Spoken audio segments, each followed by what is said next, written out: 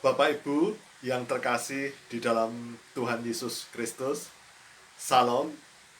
Seperti biasa, untuk menjaga dan dalam proses pemulihan kesehatan saya saat ini harus rutin berolahraga, olahraga pagi, sepeda sehat.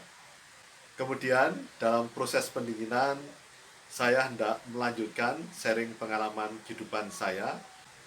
Dan tema saat ini adalah mengejar karunia-karunia yang paling utama.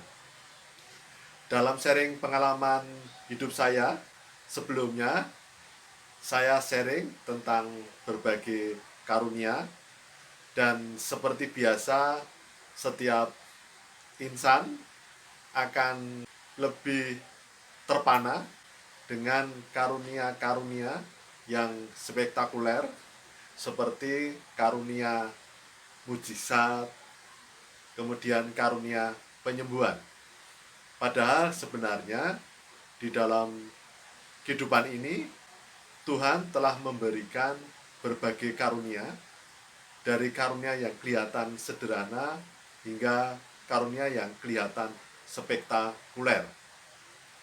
Ada karunia menasehati, karunia mengajar, karunia memimpin, karunia bernubuat, karunia berbahasa roh, karunia menafsirkan bahasa roh, karunia memiliki iman, kemudian karunia penyembuhan, dan masih berbagai karunia yang lain.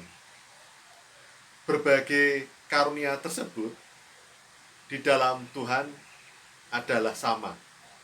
Karunia yang kelihatan sederhana maupun karunia yang kelihatan spektakuler, semua sama di hadapan Tuhan, dan setiap orang diberikan karunia secara khusus.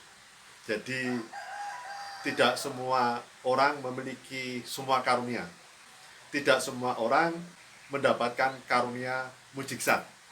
Tetapi mungkin karunia yang kelihatan sederhana, karunia mendengar keluhan orang lain, karunia menasihati, karunia berbagi, karunia murah hati, yang nampak sederhana dan kadang tidak kelihatan, tetapi di mata Tuhan sungguh juga mulia, seperti karunia mujizat, karunia kesembuhan.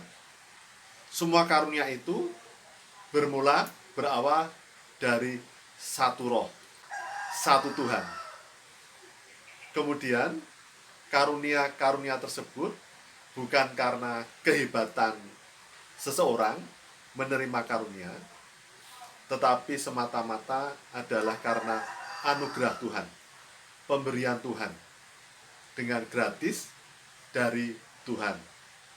Kemudian karunia tersebut diwujud nyatakan untuk dapat menjadi berkat bagi orang lain demi kemuliaan nama Tuhan secara tulus, ikhlas, dan rela.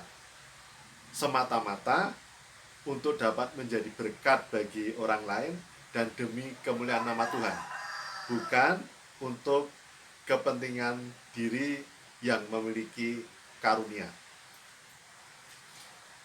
Dan di 1 Korintus 13 dinyatakan bahwa sehebat apapun karunia yang dimiliki seseorang, karunia iman yang dapat memindahkan gunung, karunia mujizat, karunia penyembuhan, atau karunia yang lain, tidak akan berkenan di hadapan Tuhan kalau tidak dilandaskan dengan kasih.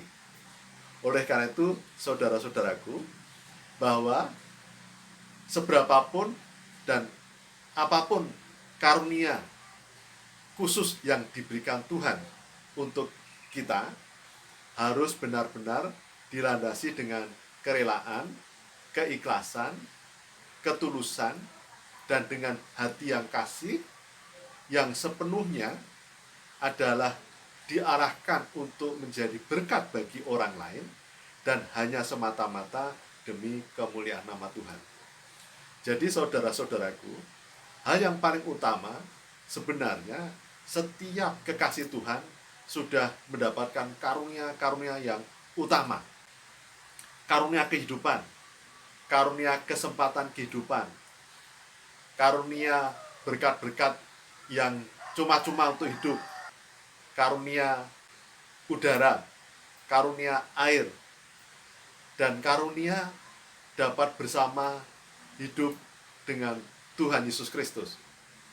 Karunia panggilan dan pilihan akan kasih Tuhan atas diri kita. Dan kemudian karunia-karunia ini dapat menjadi perkenan Tuhan apabila kita menyadari dengan kerendahan hati, dengan karunia-karunia yang telah dimiliki secara khusus sebagai pemberian Tuhan, maka tidak ada hak bagi kekasih Tuhan untuk merasa menjadi paling hebat, menjadi jumawa, tapi justru setiap insan kekasih Tuhan seharusnya selayaknya bersyukur atas karunia pemberian Tuhan, dan kemudian dengan rendah hati merasakan sebagai hamba Tuhan, sebagai hamba, karena karunia-karunia tersebut diberikan oleh Tuhan secara cuma-cuma dan gratis. Sebagai hamba Tuhan, maka harus senantiasa membawa karunia tersebut dengan hidup kudus, agar karunia-karunia yang sudah kita miliki benar-benar diarahkan dalam jalan yang benar, diarahkan untuk menjadi berkat bagi sesama, sehingga kemuliaan Tuhan dinyatakan oleh karunia tersebut. Sebab jika karunia tanpa disertai hidup kudus, bisa jadi karunia ini justru tidak menjadi berkat bagi sesama maupun bagi yang memilikinya, tetapi justru akan menjadi kutuk. Oleh karena itu, dengan karunia yang ada disertai hidup yang kudus, disertai kasih, kita akan mendapatkan karunia yang utama lagi. Yang paling utama adalah hidup kekal bersama Tuhan. Jadi saudara-saudaraku, kita wajib bersyukur bahwa setiap kekasih Tuhan pada dasarnya di dalam hidupnya sudah senantiasa disertai dengan karunia-karunia pemberian Tuhan.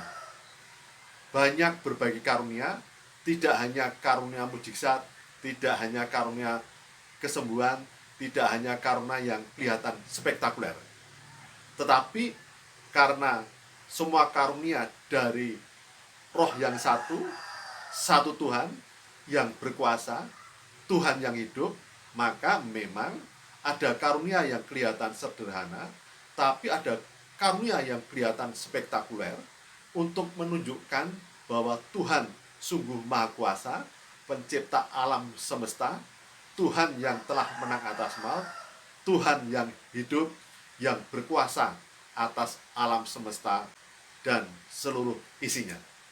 Jadi saudara-saudaraku, marilah kita bersyukur karena semenjak kita diciptakan dan lahir di dunia ini, sudah disertai dengan berbagai karunia untuk hidup, untuk kita syukuri, dan karunia-karunia tersebut dari hal yang sederhana dan kemudian sampai hal yang spektakuler, dan bahkan karunia hidup kekal bersama Tuhan. Jadi selayaknya lah kita bersyukur dengan cara kita selalu berusaha hidup kudus, menjadi berkat, dan demi kemuliaan nama Tuhan. Terima kasih, Tuhan memberkati.